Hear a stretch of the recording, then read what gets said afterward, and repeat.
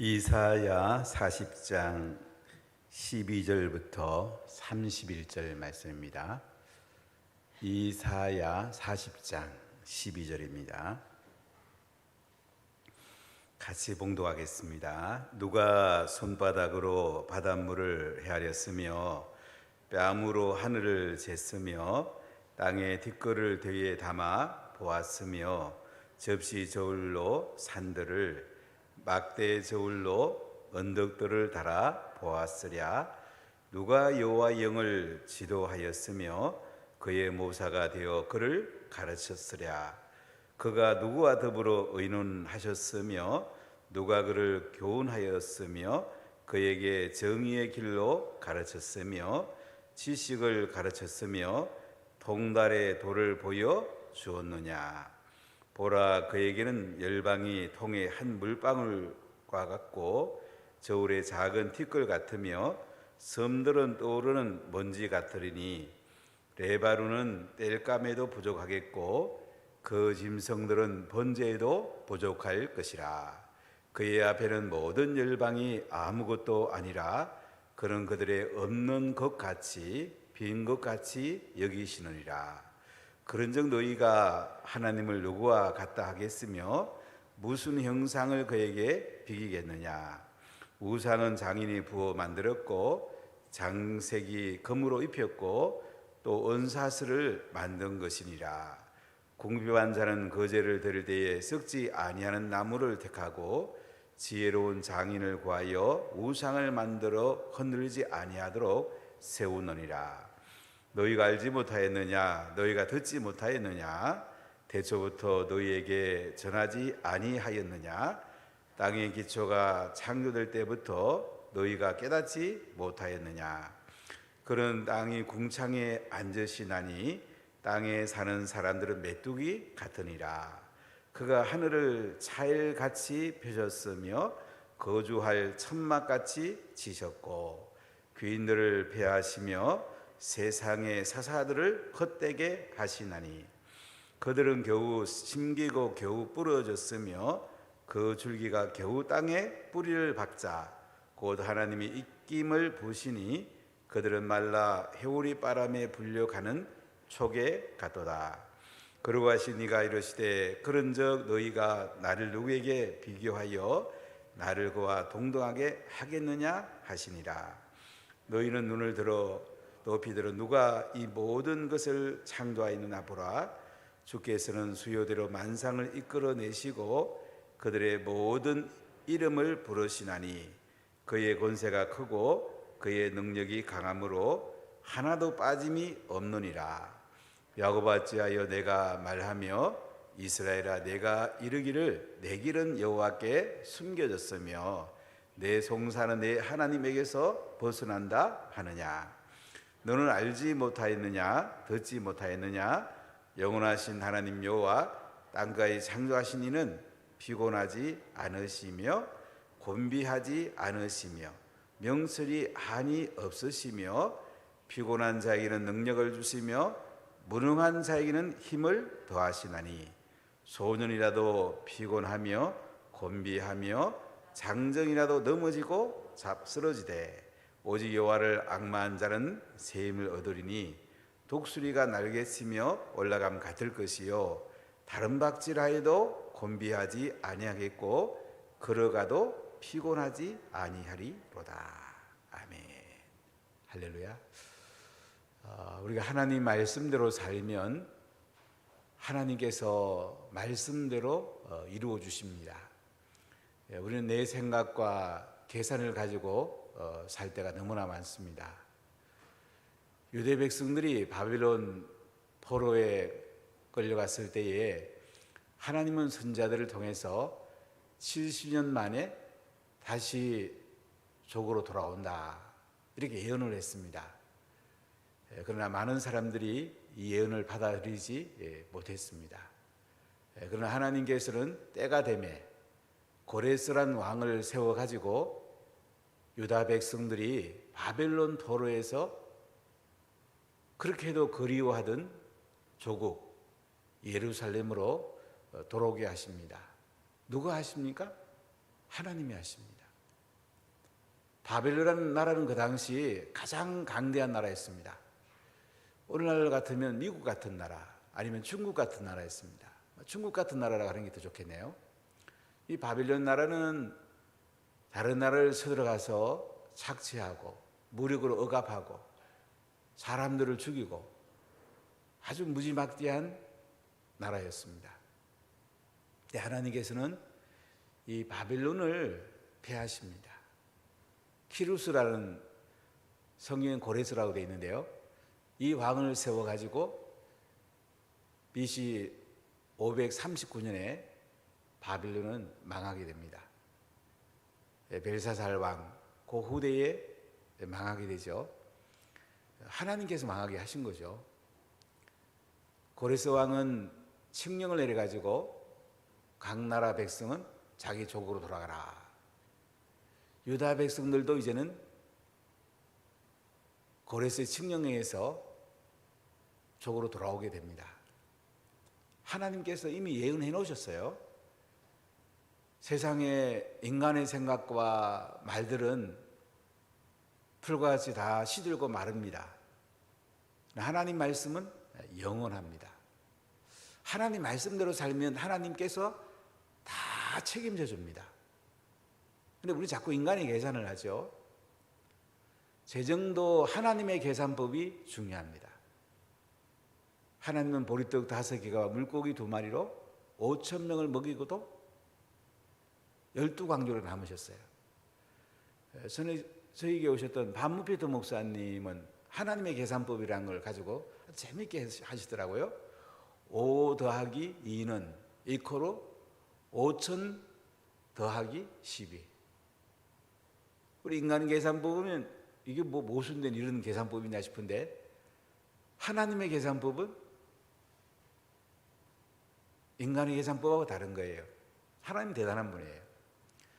하나님 말씀대로 이루어지는데 자꾸 우리는 내가 생각하고 내가 계산하고 안 되면 낙심하고 좀 안 되려면 또 교만하고, 참 인간은 죄성을 가졌기 때문에 참 자기 생각 버리기가 굉장히 어렵습니다.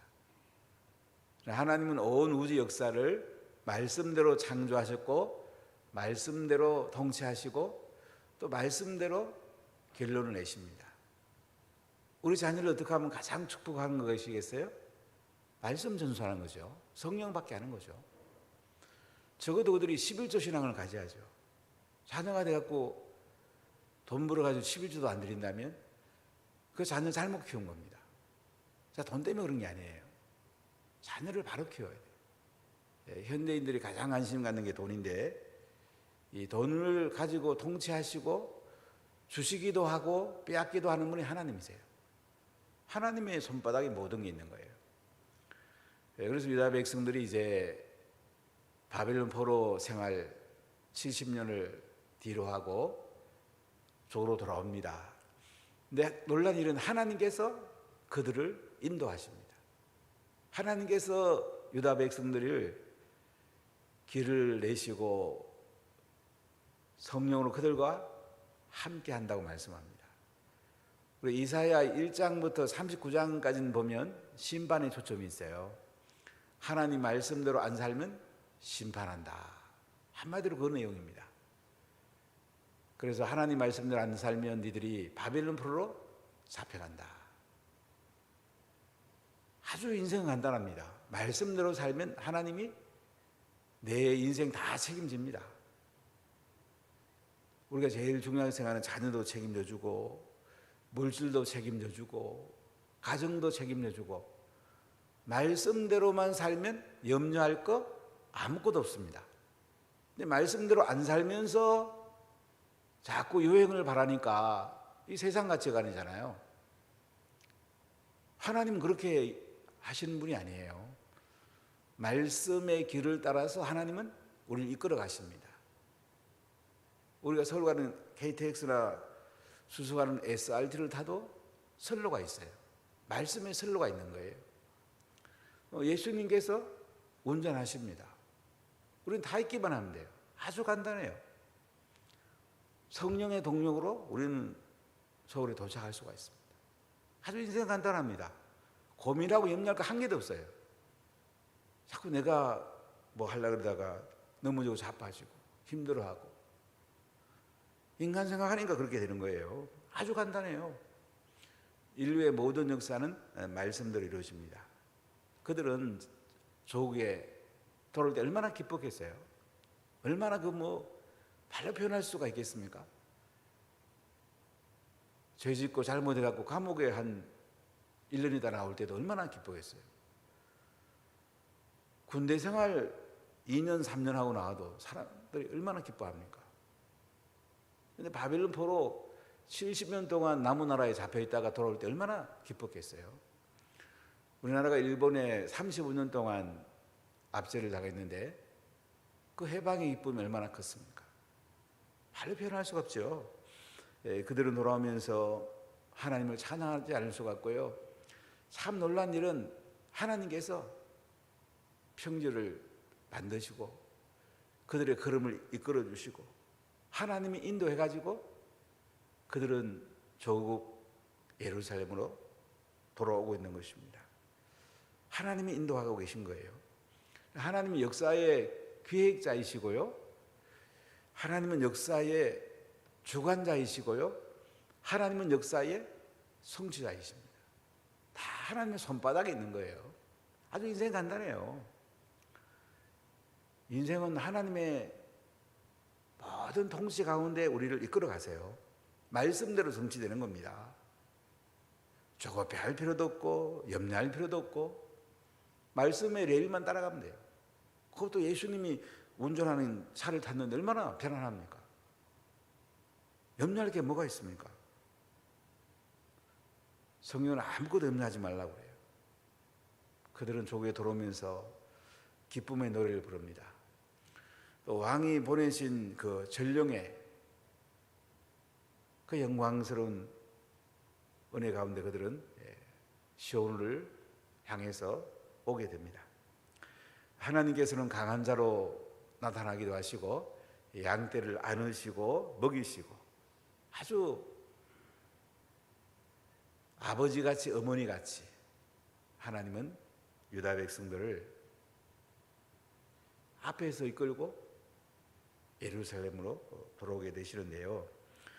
오늘 12절부터 17절까지 내용을 보면 창조주 하나님의 미엄과 왕적 권위를 말씀하고 있어요. 유다 백성들을 이끌고는 그 왕을 보니까요, 하나님을 보니까요, 얼마나 놀라우신 분인지요. 자, 여러분 12절 같이 보십시다. 누가 손바닥으로 바닷물을 헤아렸으며 뺨으로 하늘을 쟀으며 땅에 티끌을 대에 담아 보았으며 접시 저울로 산들을 막대 저울로 언덕들을 달아 보았으랴. 하나님께서 온 우주를 창조하셨어요. 바닷물에서 육지를 또 하나님께서 이렇게 세우시죠. 바닷물을 잠잠하게 하고 참 신비하지만 바닷가에 나가도 신비하잖아요. 바닷물이 계속 올라와가지고 우리 아파트까지 올라온다면 어떻게 되겠어요? 근데 하나님께서는 바다와 육지의 경계를 정하셨어요. 하나님께서 이렇게 하신단 말이죠. 누가 손바닥으로 바닷물을 헤아리고 뼘으로 하늘을 세고 땅에 티끌을 대에 담아 보았느냐. 접시 저울로 산들을 막대 저울로 언덕들을 달아 보았으랴. 하나님의 그 청량기구는요, 온 우주를 다 청량할 수 있다는 거예요. 바다나 산이나 또는 땅의 모든 것들을 하늘까지 하나님 다 재시는 거예요. 하나님의 청량도는 대단하시죠. 우주까지 다 재실 수 있는 분이에요. 하나님 얼마나 영광스러운 분인지, 얼마나 무한한 능력이 있는지 우리에게 말씀을 하고 있습니다. 13절 보세요. 누가 여호와 영을 지도하셨으며 그의 모사가 되어 그를 가르치시라. 누가 여호와 영을 지도했다. 지도했단 말은 원문을 보면 쟀다는 의미가 있는데요. 누가 여호와 영을 재고 그의 모사가 돼가지고 그를 가르치겠냐. 누가 하나님을 가르치겠어요? 누가 여호와 영 성령을 재겠어요? 청량기구를 가지고 성령을 잴 수가 있겠어요? 하나님 얼마나 대단한 분입니까? 14절 보세요. 그가 누구와 더불어 의논하셨으며 누가 그를 교훈하셨으며 그에게 정의의 길로 가르쳤으며 지식을 가르쳤으며 통달의 도를 보여주었느냐. 그가 누구와 더불어 의논하였으며, 하나님 누구와 의논하겠어요? 하나님 스스로 계신 분이고 모든 걸 다 알고 계신 분이에요. 의논할 필요가 없어요. 가장 지혜로운 사람은 하나님과 의논합니다.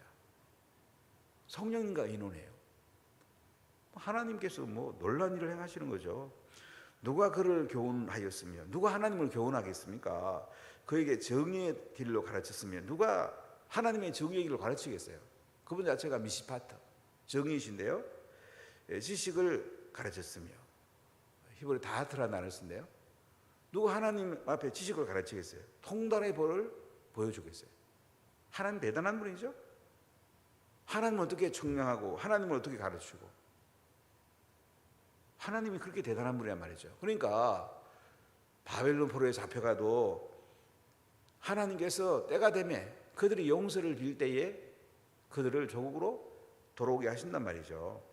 15절 보세요. 보라, 그에게는 열방의 통에 한 물방울과 같고 저울의 작은 티끌 같으며 섬들은 오른 먼지 같으리니 레바논은 땔감에도 부족하겠고 그 짐승들은 번제에도 부족할 것이라. 그의 앞에는 모든 열방이 아무것도 아니라 그는 그들을 없는 것 같이 빈 것 같이 여기시느니라. 그러니까 하나님 얼마나 대단한가 지금 보여주는 거예요. 그 권위와 능력이 얼마나 대단한가. 레바논은 땔감에도 부족하대요. 레바논은 백향목이라는 참 좋은 나무가 있는데 8월 달에 정바울 선교사님 저에게 오시고요. 대학생부 캠프도 인도하시고 주일 말씀도 전해달라고 말씀드린데요. 백향목, 성전을 짓는 재료예요. 이 뭐 레바논의 땔감, 레바논이 그렇게 좋은 나무들이 많아도요. 땔감에도 부족하겠대요. 여기 보면 뭐 열방의 통에 한 물방울 같다, 저울의 작은 티끌 같다, 섬들은 떠오른 먼지 같다. 그러니까 하나님 얼마나 큰가 이거죠. 뭐 세상과 비교할 수가 없는 분이죠. 그분이 우리 아버지입니다. 근데 우리가 뭐 할 염려를 할 게 있어요? 그분께 전적으로 의지하는 거죠. 1시간 기도해서 안 되면 또 2시간 부탁하고 2시간 부탁해도 안 되면 또 3시간 하면 되는 거고, 하나님께 온전히 엎드리면 안 될 게 없어요. 하나님 다 되게 하시는 분이에요. 우리는 보면 적당하게 하나님 의지하고 적당하게 내 생각대로 하고 자꾸 섞어버리는 거야. 싱크리티즘, 혼합주의가 가장 위험해요. 차라리 안 믿는 사람은 그냥 지 생각대로 하니까 지 생각만큼은 되거든요. 근데 우리 예수 믿는 사람은 참 교묘할 수가 있어요. 하나님 의지한다 해놓고는 나중에 지 생각대로 하는 거예요. 하나님 속이는 거죠. 하나님 속임을 당하는 분이 아니에요. 하나님 그냥 100% 의지하세요. 하나님 하라는 대로 하세요. 인생은 아주 간단합니다. 이렇게 대단한 분인데 바벨론 포로에서 그들을 조국으로 데려오게 하는 분, 얼마나 놀란 분이에요. 세상 사람들은 우상을 섬기고 자기 자신을 대단한 것으로 생각하고 자기 생각을 우선하고, 이게 우상이거든요. 그래서 오늘 18절로 20절 보면 하나님은 우상하고 비교할 분이 아니다. 얼마나 대단한 분인데, 그 당시 바벨론이나 이 페르시아 이런 데는 마르둑이라는 신을 섬기는데요. 그 비교할 수가 없다는 거죠. 자, 18절 보세요. 그런즉 너희가 하나님을 누구와 같다 하겠으며 무슨 형상을 그에게 비교했느냐. 우상은 장인이 부어 만들었고 장색이 금으로 입혔고 또 은사슬을 만든 것이니라. 궁핍한 자는 거제를 드릴 것에 썩지 않은 나무를 택하고 지혜로운 장인을 구하여 우상을 만들어 흔들어지 아니하도록 세우느니라.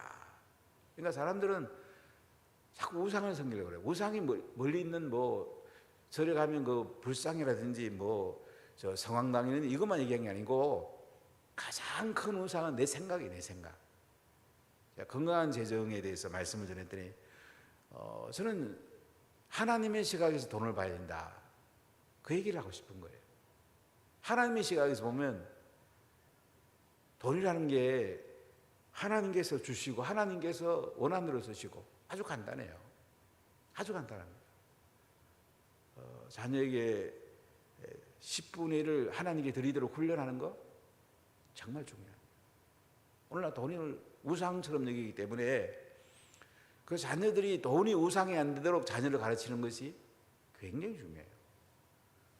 그것도 안 되는데 그 다음에 뭘 하겠어요? 우리가 내가 제일 좋아하는 것이 우상이 될 수 있어요.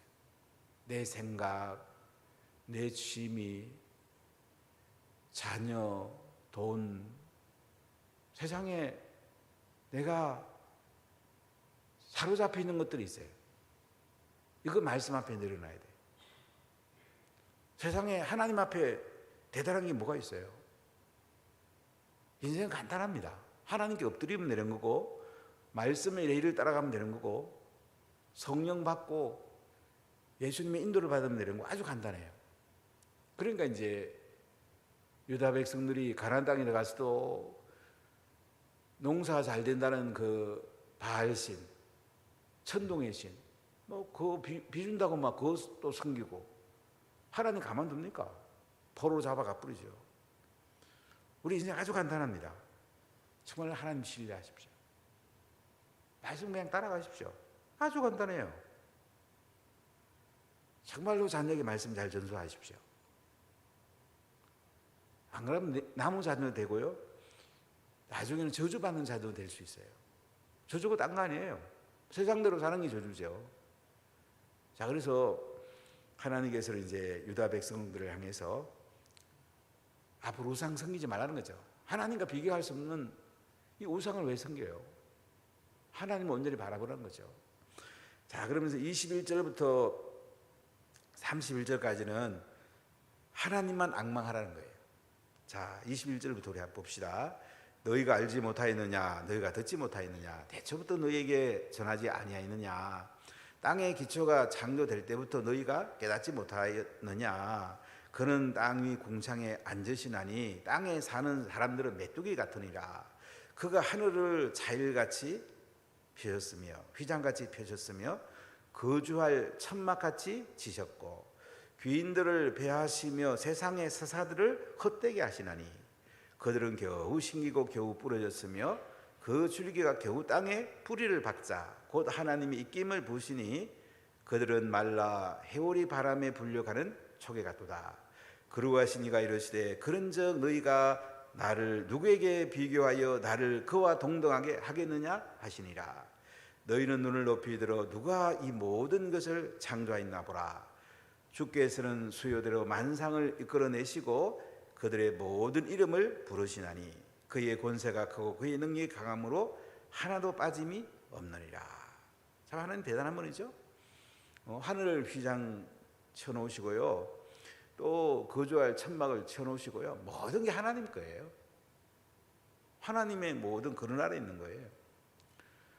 그렇기 때문에 하나님만 바라보면요, 하나님께서 우리에게 모든 필요한 것들을 공급하시고 하나님께서 우리 앞길을 든든하게 인도해 주십니다. 자, 우리 27절부터 31절까지 같이 읽어보겠어요. 야곱아, 어찌하여 내가 말하며 이스라엘아, 네가 이르기를 내 길은 여호와께 숨겨졌으며 내 성사는 내 하나님에게서 벗어난다 하느냐.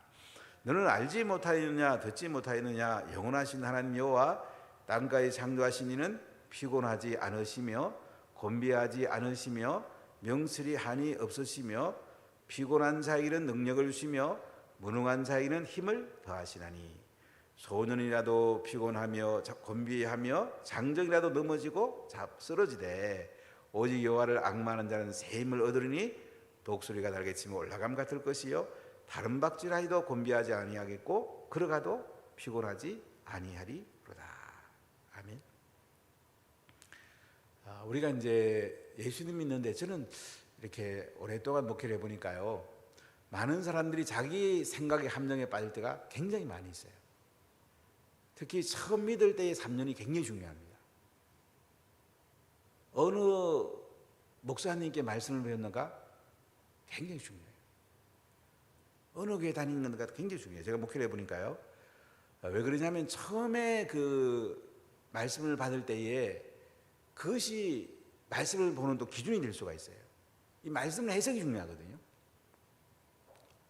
이 말씀을 해석할 때 말씀이 말씀을 해석하게 해야 되는데 또 인간의 생각이 들어가는 해석을 하면 이게 또 우상이 될 수가 있는 거예요. 말씀은 말씀대로 해석을 해야 돼요. 그래야 말씀을 따라갈 수가 있는데 지금까지 이제 들어온 여러 가지 성경 지식, 지금까지 다양하게 우리 속에 들어오는 것들 있잖아요. 그게 또 기준이 돼 갖고 성경을 해석할 수가 있어요. 신앙이 안 자랍니다. 또 자기 생각대로 그게 자기 생각이 또 될 수 있는 거야. 그 위험에 빠지면 안 됩니다. 항상 말씀 속에 깊이 들어가야 돼요. 오늘 유다 백성들이 이제 바벨론 포로 생활에서 돌아옵니다. 하나님께서 하시는 말씀은 하나님 얼마나 대단한지 늘 알겠지? 70년 동안 바벨론 포로 생활도 하나님께서 고레스라는 왕 세워갖고 돌려보내지 않니? 늘 조국에 돌아가면 우상 숭배하면 안 된대. 하나님만 악마하래. 하나님 얼마나 대단한 줄 니들 아냐? 그분 붙들면 니들은 피곤하지 않아. 능력 주신다고. 피곤한 자에게는 능력 주시고 무능한 자에게는 힘을 더하신다고. 소년이라도 피곤하고 곤비하고 작년에 넘어져 자빠지는데 여호와를 악마하는 자는 어떻게 한다고요? 새 힘을 얻는단 말이에요. 독수리 날개치며 올라가면 같을 것이고 다른 박질하여도 곤비치 아니하겠고 걸어가도 피곤치 아니하다. 하나님을 악망하란 말이에요. 아주 간단해요. 하나님을 악망하세요. 하나님 다 책임져 주고요. 하나님이 끌어줍니다. 하나님 앞에 자녀를 맡기십시오. 여러분 인생 전체 하나님께 맡기십시오. 하나님 바라보세요. 여호와를 악망하세요. 독수리 날개치며 인생 마지막까지 살게 될 것입니다. 하나님 피곤치 않게 하실 것입니다. 여러분이 필요한 모든 것들을 공급해 줄 것입니다. 장애물을 치워줄 것입니다. 말씀의 길을 따라가십시오. 성령의 불의 인도를 받으세요. 예수님의 영광을 바라보십시오. 아주 인생은 간단합니다. 복잡하게 생각하는 자체가 우상이 될 수가 있습니다. 내 생각이 개입될 수가 있어요. 그냥 예수님 뒤꼽지만 보고 따라가세요. 하나님을 악망하세요. 할렐루야. 하나님께서 여러분들의 길을 이끌어 가시고 구름기둥 불기둥으로 인도해 가십니다. 오늘도 하나님의 인도와 말씀의 예의를 타고 성령의 기차를 타고 예수님 운전해 가시는 아름다운 인생이 되기를 예수님 이름으로 축복합니다. 아멘. 기도합시다. 하나님, 이곳에